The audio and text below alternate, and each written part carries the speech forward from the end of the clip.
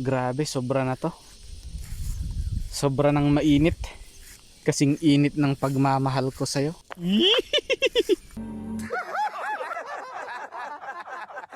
Alam nyo ba na kung gaano kainit ang panahon? Higit na mas mainit pa ang pagmamahal ng Diyos sa atin.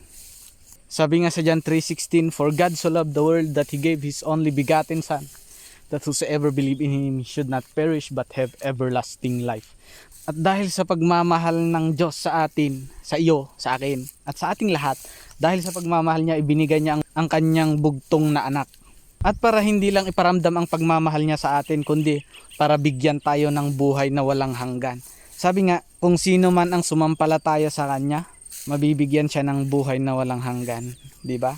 Ang galing ni Lord. Ganon siya magmahal, ganon kainit ang pagmamahal niya sa atin.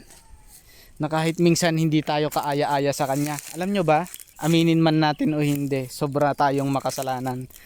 Napakadami ng kasalanan natin, napakadami ng nagagawa natin na hindi kaaya-aya sa kanya.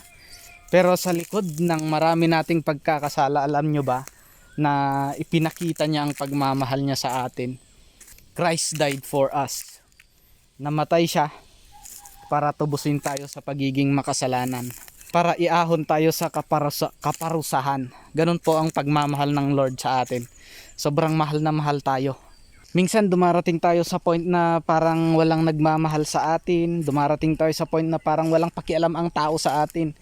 Minsan dumarating din tayo sa point na parang mismong pamilya natin hindi tayo mahal. Parang wala silang paki sa atin. Pero ito ang lagi nyong tatandaan. Mahal na mahal tayo ng Diyos. Kung sa pakiramdam natin ay walang nagmamahal sa atin, ito ang lagi nyong tatandaan. Nariyan ang Diyos. Malapit lang sa atin na nagmamahal sa atin. Minsan dumarating tayo sa pakiramdam na parang walang nangyayari, parang ang layo ng Diyos, parang hindi nakikinig ang Diyos, parang hindi niya pinapakinggan ang mga panalangin natin. Minsan ganun ang pakiramdam natin, pero hindi totoo yan. Dahil mahal tayo ng Diyos. At hindi niya gawin na iwan tayo. At sa sobrang pagmamahal pa nga sa atin ng Diyos, alam nyo ba ang sabi niya? Sabi niya, hindi tayo pababayaan. At kung saan man tayo mapunta, andun din siya. Ganun tayo kamahal ng Diyos. Maniwala lang tayo sa Kanya, sumampalataya tayo sa Kanya, magsisi sa mga kasalanan natin, at papasukin natin siya sa ating puso. Repent and accept. At sumunod tayo sa Kanya. At kumapit tayo sa Kanya.